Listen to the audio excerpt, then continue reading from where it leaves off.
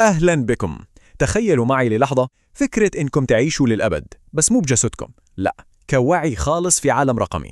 هذه الفكرة اللي كانت مجرد خيال علمي اليوم صارت تفتح أبواب لأسئلة فلسفية عميقة جدا. وفي تحليلنا اليوم رح نركز على سؤال واحد محوري. فكروا فيها، لو فعلا صار هالشيء ممكن بيوم من الأيام نقدر نحمل وعينا بالكامل لعالم رقمي. السؤال هنا مو بس هل هذا ممكن، السؤال الأهم هو إذا صار هالشيء هل جسدنا المادي بيصير ما له أي قيمة؟ فكرة تحميل العقل هذه ما عادت مجرد حلم أو قصة في فيلم، لا، هي بتنتقل بسرعة من عالم الخيال لعالم النقاشات العلمية الجادة.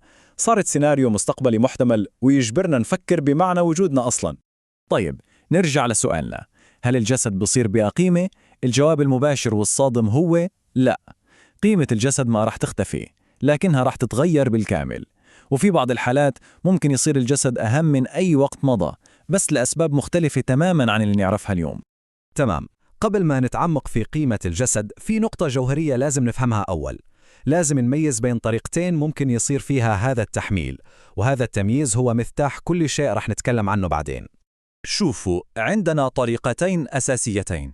الأولى هي النسخ، يعني نسوي نسخة رقمية منك بكل ذكرياتك وشخصياتك، لكن أنت الأصلي بجسدك تظل موجود وواعي.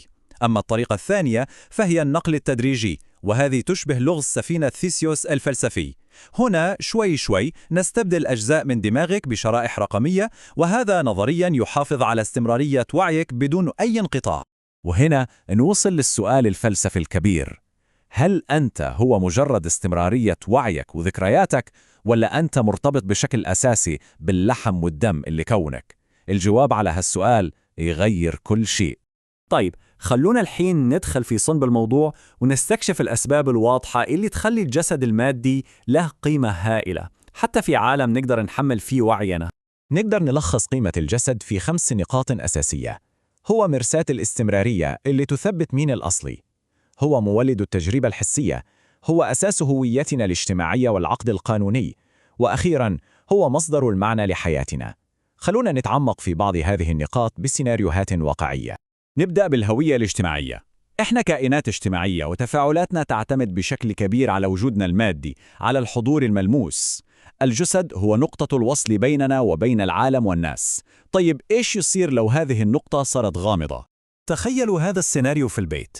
لو فيه منك نسخة رقمية وأنت البيولوجي الأصلي، مين الأب الحقيقي؟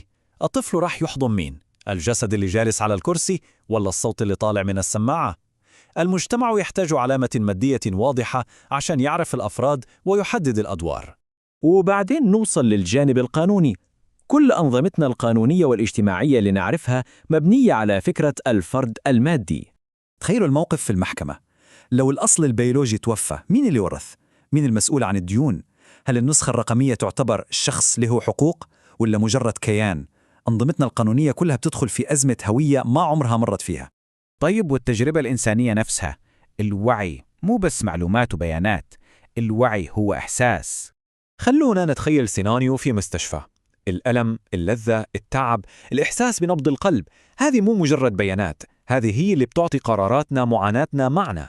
هل ممكن لوعي بدون جسد إنه يعيش الحياة بعمقها الحقيقي؟ ولا كل شيء بيصير مجرد محاكاة باردة تطلع رموز خطأ؟ وهذا بالضبط اللي يتكلموا عنه فلاسفة مثل ميريلو بونتي. الوعي مو شيء محبوس جوا الدماغ، لا، هو تجربة متجسدة في العالم من خلال الحركة والإحساس. لو شلنا الجسد يمكن ما نكون نقلنا الوعي، يمكن يكون خلقنا كائن مختلف تماماً. الحين ممكن أي واحد يسمعنا يقول كل هذا التحليل مبني على تقنية اليوم، بس الذكاء الاصطناعي العام أو AGI رح ينسف كل هذه العقبات، وهذا اعتراض قوي جدا ولازم نناقشه. هذه هي الفكرة المنتشرة، إنه قوة حاسوبية خارقة راح تحل كل المشاكل، لكن هل فعلا تقدر تحل كل شيء؟ النقطة المهمة هنا هي إننا لازم نفرق بين نوعين من المشاكل. النوع الأول هو المشاكل الهندسية، يعني تصميم أدوات أفضل لقراءة الدماغ أو ابتكار واجهات جديدة. ال AGI ممكن يحل هذه، بس النوع الثاني هو مشاكل الهوية. كيف نثبت إن النسخة الرقمية هي أنت فعلا؟ كيف نعرف الأنا من الأساس؟ هذه مو تحديات تقنية وبس، هذه أزمة فلسفية. وهذا يخلينا قدام 3 سيناريوهات محتملة. الأول إن ال EGI ينجح بشكل مذهل ويخلي التحميل ممكن. الثاني أننا نوصل لشيء أسهل أول مثل امتداد الذات عن طريق واجهات دماغية، لكن التحميل الكامل يظل بعيد. والسيناريو الثالث وهو الأكثر إثارة للقلق، إننا نكتشف أن كل عملية تحميل ما تنقل شخص بل تخلق شخص جديد تماماً.